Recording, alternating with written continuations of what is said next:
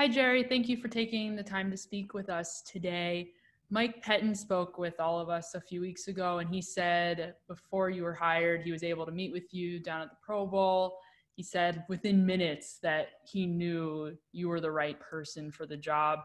What did you talk about? What do you feel like you bring to this role that resonated so well with Mike Pettin? Well, like you said, we got a chance to just kind of communicate down in the Pro Bowl, relaxed setting. We just sat in the lobby and maybe talked for about 2.5 hours. Just about, I asked him, what did they do? What does he like? How does he like to call a game? What does he expect out of his coaches? Along those lines, because from being a coordinator and being a position coach, you want to know what the coordinator expects from you before you actually take a job. And he reminds me a lot of, guys that I worked with before. He understands what he's called to do, and he lets you go out and coach. And that was one of the biggest selling points for me, is that, he gives me a chance to coach technique football. I don't have to worry about calling a game or anything like that. I just go out and I basically just coach the technique of the players. And he's not going to sit there and micromanage you and look over your shoulder and say, well, that's not the right technique.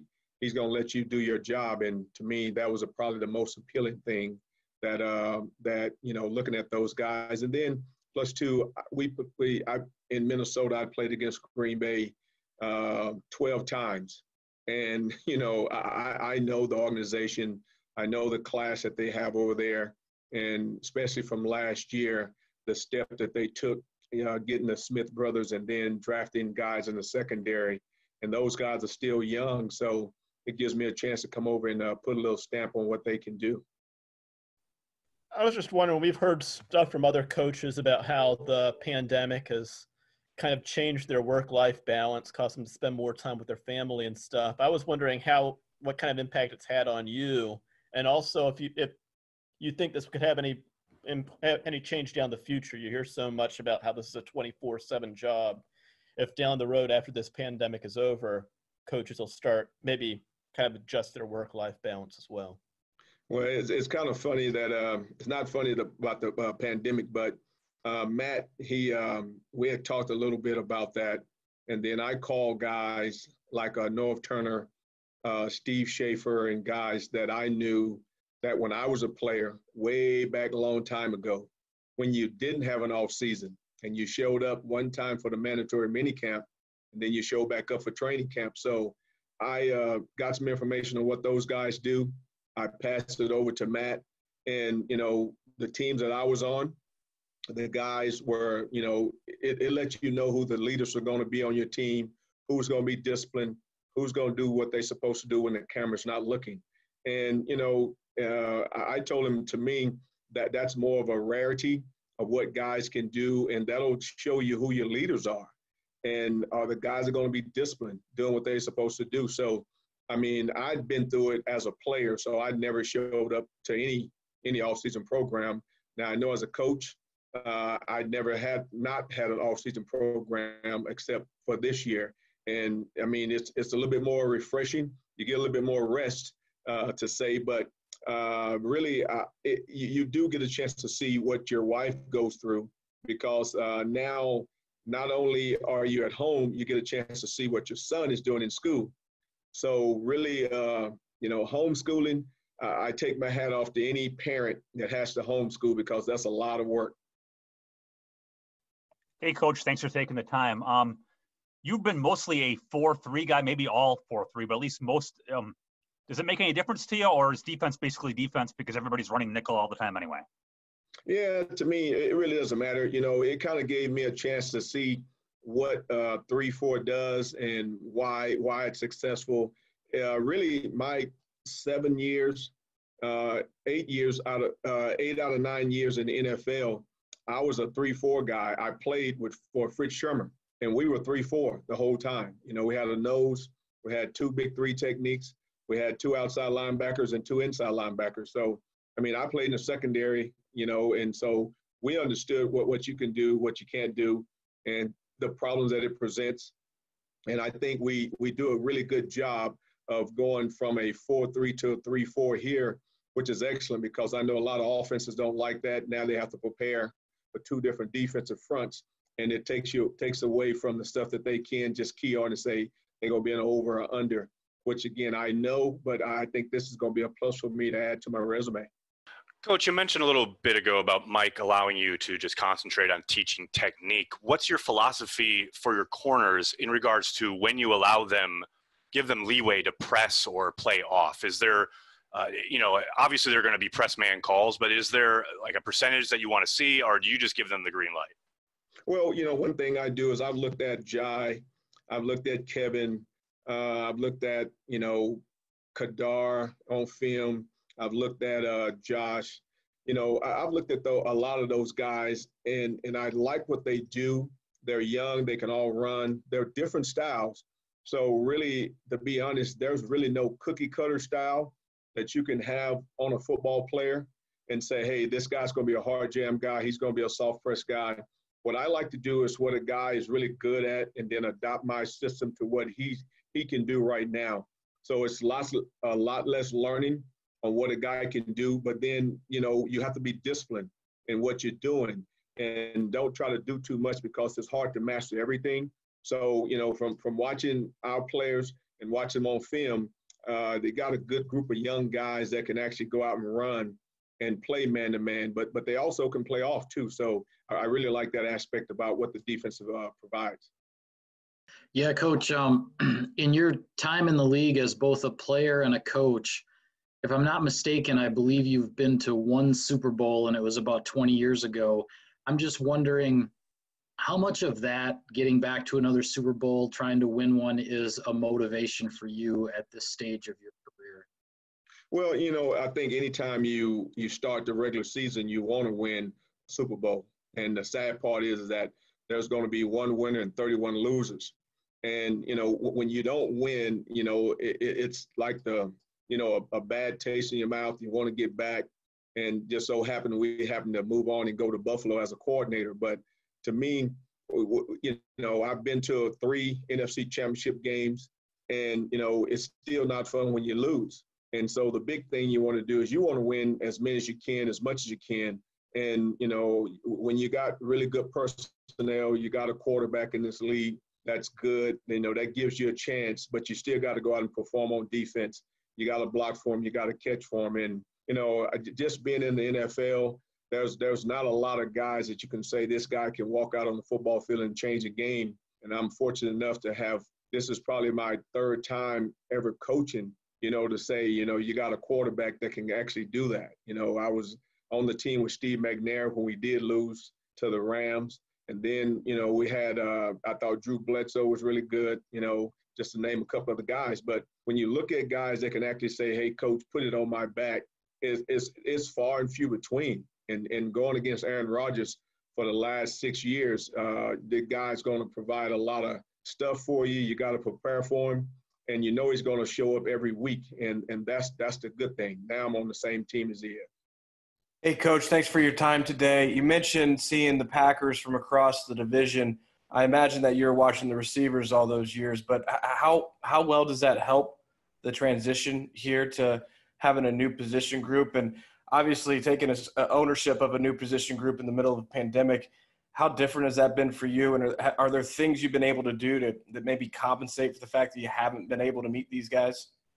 Well, you get a chance to study more film. So I did that really early and kind of looked at all the point of attack tape and see what they were good at, see what they needed help doing without them even being in the building. So that gave me a lot of time.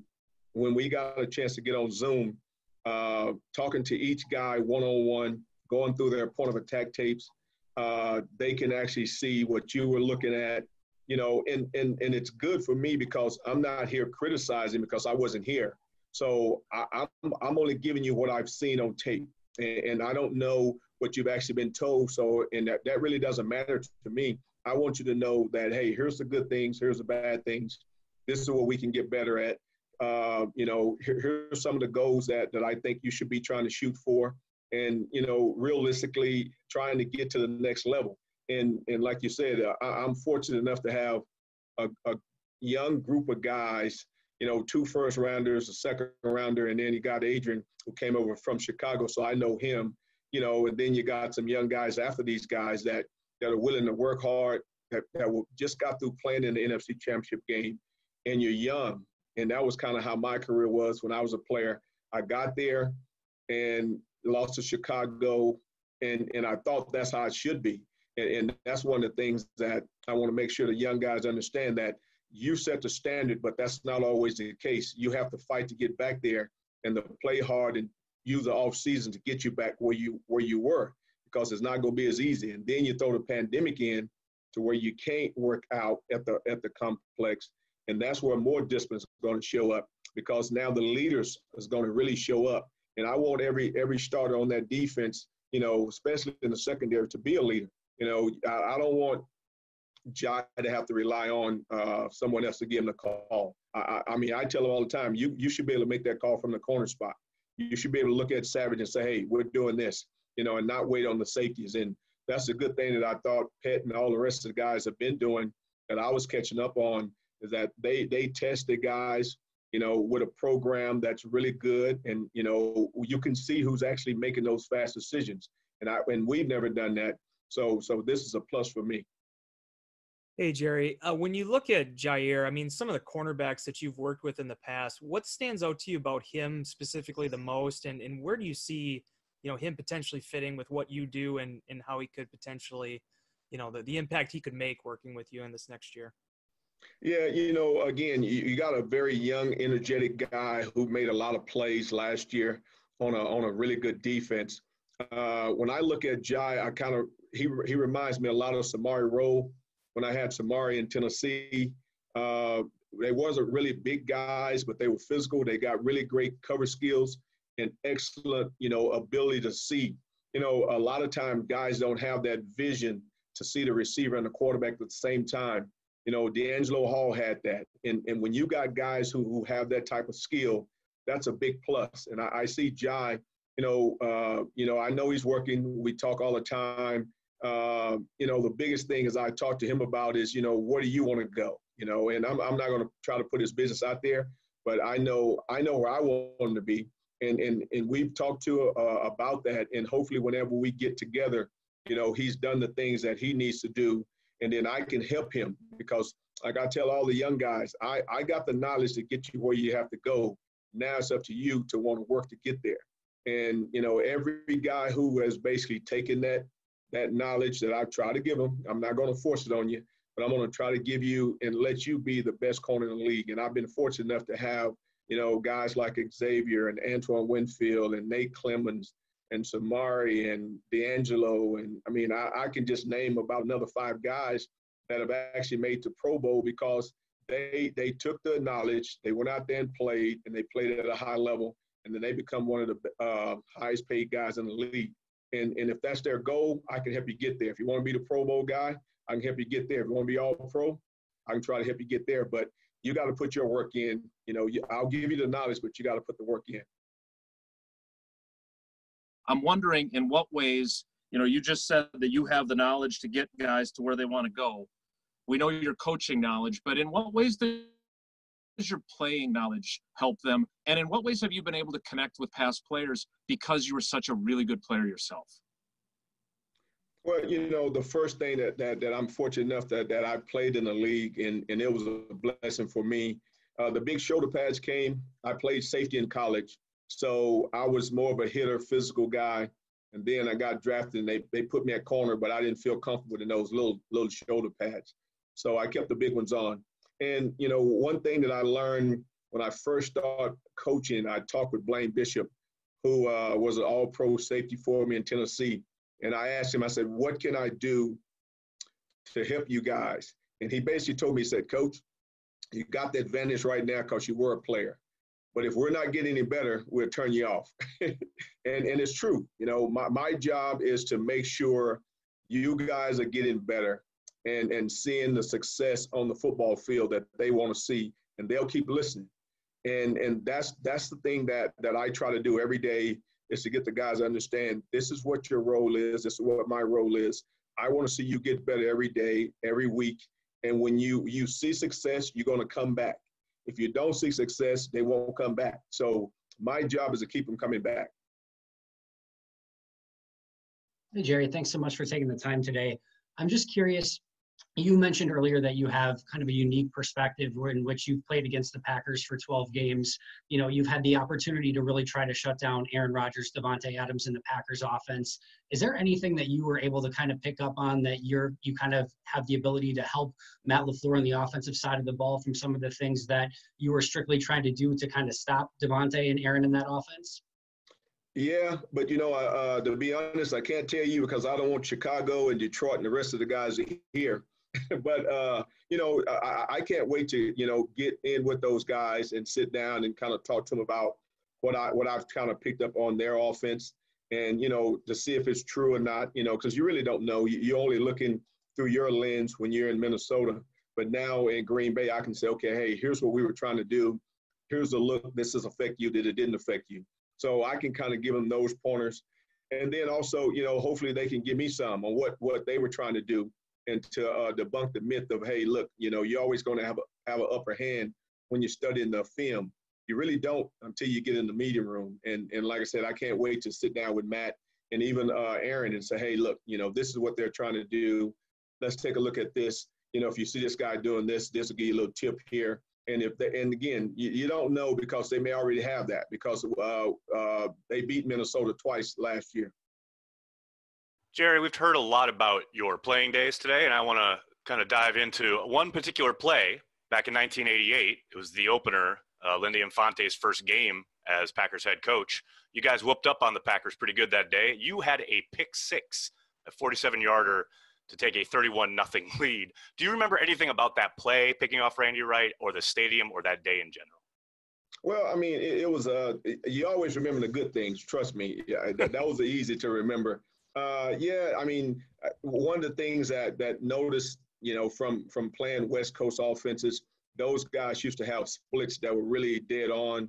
When you knew the head coach that was at San Francisco and all his disciples kind of went out to different places, they pretty much kept their playbook as their deal. So I played against the 49ers all the time, and the receiver lineup on the outside edge of numbers, I knew they only ran two routes from there, and he's giving me a straight stem. He didn't stem out, so I knew it wasn't out. All he had left was a curl, and I got a chance to intercept the curl and run in for a touchdown. But those things, it was good that I had a chance to help the team win. But the biggest thing is that, you want to know, are you studying?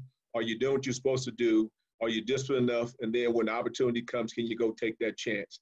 And that's one of the things that mean playing. I tell the young guys, one of the biggest things you can't do is second guess yourself. If you do, you probably never get that chance again. And so to be a really good football player, and you have to shut out the noise. And even the guys I've talked to, like Woodson and all those guys, they say, Coach, you know what? When it's time to go play, I don't even worry about the negative. Those guys go out there and play, and they play for positive stuff. And if you second guess, the negative comes in, and you don't make those plays. And I tried not to do that in my career, and I try to teach the young guys, even the older guys that I coach, don't ever second guess yourself because you probably never make that play again. Hey, Jerry, I didn't realize until the press conference started here that you actually did play for Fritz in LA, and obviously he's kind of a legend up here in Green Bay. I was just wondering what kind of impact he had on you, and if there was anything from your coaching style that you took away from your time working with him. Oh, yeah. I mean, to me, trust me, I love Fritz. Fritz was one of the guys that when you first start, listening to him and he started coaching, now he coaches hard. So which is if you were a fan of ear, you may not like Fritz, but I love Fritz, as a player. And then when I watched him, when I was a rookie, of course, you have to bring donuts in, and he would tell me, hey, look, now I don't care what time it is, don't be late. Now I wasn't a signal caller at the time, but I was a rookie that was a first rounder, and he told me you better have them donuts there at 7:00 once every Wednesday morning. So I had to get up and be there at 7:00, even though I wasn't in the signal callers meeting. So I learned how to call signals just by bringing donuts. And then the next thing that I really learned from Fritz is that we were playing, I think, the Kansas City Chiefs in a preseason game in Germany. and Fritz, he eventually wrote a book off of it, but he kind of talked about how football players, how he graded football players. And one of the biggest things he talked about is if a guy can keep running full speed without breaking down whenever he's turning, you know, if he's a waist bender or if he's a knee bender, take a look at that, because that'll be a telltale sign if he's going to be a really good football player or not. And so I do that. You know, there was a lot of little tips that he taught me, but that's one of the biggest things I do now as a coach.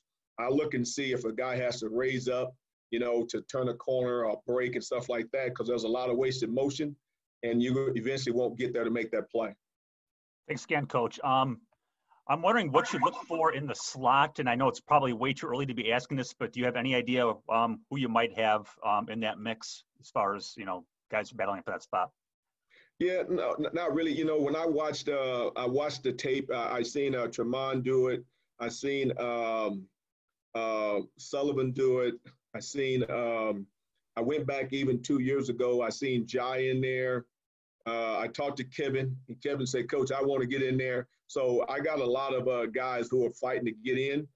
But the biggest thing we got to do is wait until we get out on the football field, because I don't want to eliminate any guys and say, hey, look, you can't do it, because really all I've seen is film. I really don't know how they process what happens when you get out in the sun and not in the air conditioning. That's kind of how I grade guys. But I would love to see a lot of guys competing for the nickel, competing for the starting jobs, you know, because again, the more you compete, the better that guy is going to be in front of you, because he's going to be looking and saying, you know what, I don't want to disappoint the group, but I know if there's a guy behind me, and if something happens, he's just as good enough to take my job. And when you can compete at a high level in practice, it's going to show up on Sunday. And that's one of the things that I want to try to see if I could bring here to Green Bay.